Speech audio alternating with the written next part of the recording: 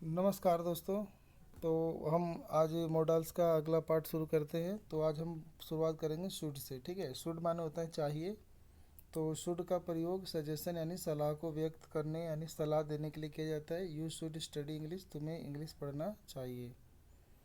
ऐसे कहता है कि शुड का प्रयोग एडवाइस देने के भाव को व्यक्त करने के लिए किया जाता है यानी सलाह देने के लिए। जैसे you should not laugh at his mistake, तुम्हें उसकी गलती पे हंसना नहीं चाहिए। हम किसी को सलाह दे रहे हैं, एडवाइस दे रहे हैं। शुड का प्रयोग लास्ट के बाद नेगेटिव पर्पज यानी नकारात्मक उद्देश्य व्यक्त करने के लिए किया जाता है। तो यहाँ पे देखोगे कि ये लिखा है कि ही रन फास्ट, वो तेज़ दौड़ा। Lest he should miss the train, कहीं उससे ट्रेन मिस ना हो जाए। तो लेस्ट का जोड़ा शुड होता है। ठीक है, तो लेस्ट के बाद आपको शुड यूज़ करना चाहिए। तो अभी हमने क्या पढ़ा, रिवाइज करते हैं।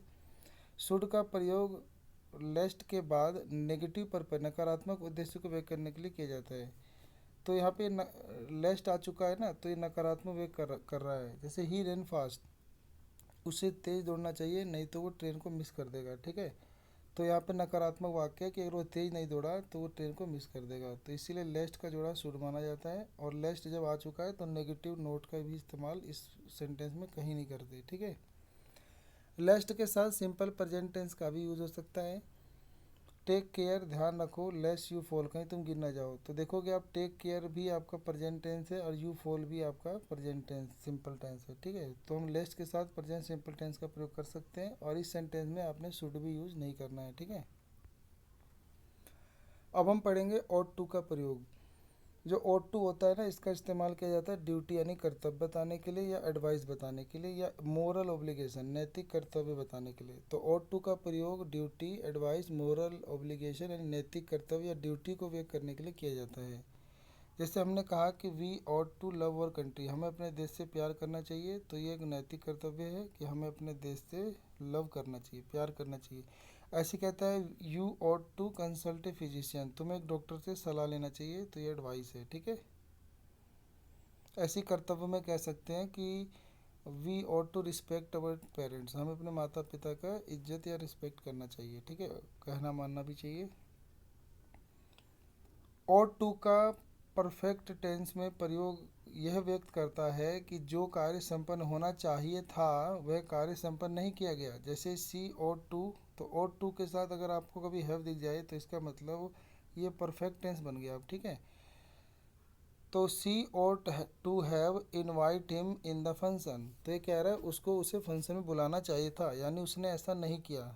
तो यानी कभी भी आपका ऑट टू के साथ ये परफेक्ट टेंस में आया तो इसका मतलब ये कार्य जो है वो पास्ट में संपन्न नहीं किया गया, यानी उसे फंक्शन में इनवाइट नहीं किया गया। ठीक है, ऐसे लिखा है they ought to have come in time, उन्हें समय पे आना चाहिए था। यानी ये बोल रहा है उसे समय पे आना चाहिए था, यानी पास्ट में वो समय पे नहीं आए। ठीक है, ये काम समय पे नहीं हुआ। ऐसे लिखा है फॉर्मल नोटिस के लिए शुड का प्रयोग करना चाहिए, ऑट टू का नहीं।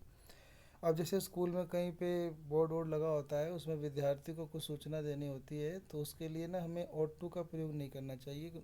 कभी भी कोई फॉर्मल नोटिस देना हो, नोटिस लिखना हो, तो कभी ऑट टू नहीं लिखते, शुड लिखते हैं। ठीक है, तो जैसे एग्जाम्पल के लिखा है on hearing the alarm bell the student should leave their rooms immediately, बच्चों को अलार्म की घंटी सुनते ही अपने कमरा तुरंत खाली कर देना चाहिए। तो यहाँ पे हम बच्चों को सलाह दे रहे हैं, तो नोटिस दे रहे हैं, फॉर्मल नोटिस है, तो इसलिए यहाँ पे शुड आएगा। ठीक है, और टू गलत हो जाएगा।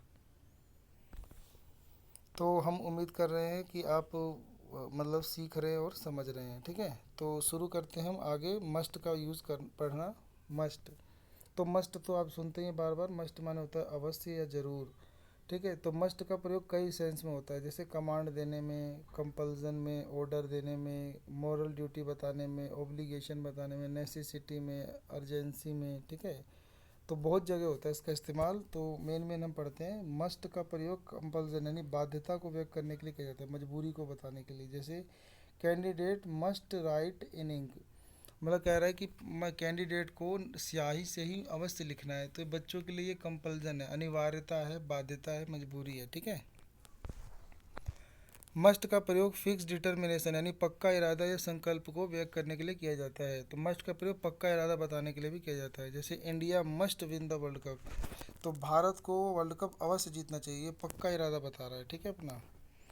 मस्ट का प्रयोग कर्तव्य यानी ड्यूटी को व्यक्त करने के लिए भी किया जाता है। A soldier must fight for his country, एक सिपाही को अपने देश के लिए अवश्य लड़ना चाहिए। तो जो मस्ट का प्रयोग यहाँ ड्यूटी के लिए आया, सिपाही को ड्यूटी याद दिला रहे हैं कि अपने देश के लिए लड़ना चाहिए। मस्ट से स्ट्रॉन्ग प्रोबेबिलिटी यानी लाइकलीहुड भी व्यक्त होता है, बहुत ज़्यादा संभावना बताने के लिए मस्ट का प्रयोग होता है। जैसे सी मस्ट बी 80 नाउ, ये कह रहा है कि वो अवश्य 80 की होगी, तो यानी ये बहुत ज़्यादा संभावना है कि वो 80 वर्ष की होगी। ठीक है, कोई औरत की बात कर रहा है। They have not arrived so far, they must have taken a wrong turning, कह रहा है वो अभी तक नहीं पहुँचे, उन्होंने अवश्य ही कोई गलत रास्ता या गलत टर्निंग पकड़ लिया होगा, गलत मोड़ ले लिया होगा, तो इसलिए वो अभी तक नहीं पक्के। तो पक्का इरादा बताने के लिए, पक्की संभावना बताने के लिए मस्ट का प्रयोग होता है। ठीक है। मस्ट का परफेक्ट टेंस में प्रयोग भूतकाल में किसी कार्य के होने की प्रबल संभावना को व्यक्त करता है। तो अगर आपने मस्ट के साथ कभी आप हैव देखते हो और हैव के बाद वर्ब की थर्ड फॉर्म देखते हो, पास्ट थर्ड फॉर्म है, तो अगर आप कभी भी मस्ट के बाद हैव और वर्ब की थर्ड फॉर्म देखते हो तो इसका मतलब इसका प्रयोग परफेक्ट टेंस की तरह हुआ है। तो जब भी आपके मतलब मोडाल्स का या मस्ट का परफेक्ट टेंस की तरह इस्तेमाल होता है तो ये बता रहा है कि भूतकाल में कोई कार्य होने की प्रबल संभावना। जैसे ही must have pass the test in the first attempt, उसने पहले ही अवसर में परीक्षा को पास कर लिया होगा, ये बहुत प्रबल संभावना है कि उसने पहले ही अवसर में इस टेस्ट को पास कर दिया होगा। ऐसी they must have reach there in time, वो अवश्य ही समय पर पहुंच गए होंगे, ये बहुत पक्का संभावना है कि वे अवश्य ही समय पर पहुंच चुके होंगे। ठीक है। तो हमें देखा कि मस्ट का प्रयोग कितने चीज़ों के लिए होता है। मिलते हैं अगली वीडियो में। आप सबका अपना कीमती समय देने के लिए बहुत बहुत धन्यवाद। और हमारे चैनल से और भी चीज़ें सीखने के लिए, जुड़ने पढ़ने के लिए आप हमारे चैनल को सब्सक्राइब कीजिए। ऐसा करना बिल्कुल फ्री है, ऐसा करने से आपका कोई पैसा नहीं कटता है। ठीक है। तो धन्यवाद आप सबका अपना कीमती समय देने के लिए।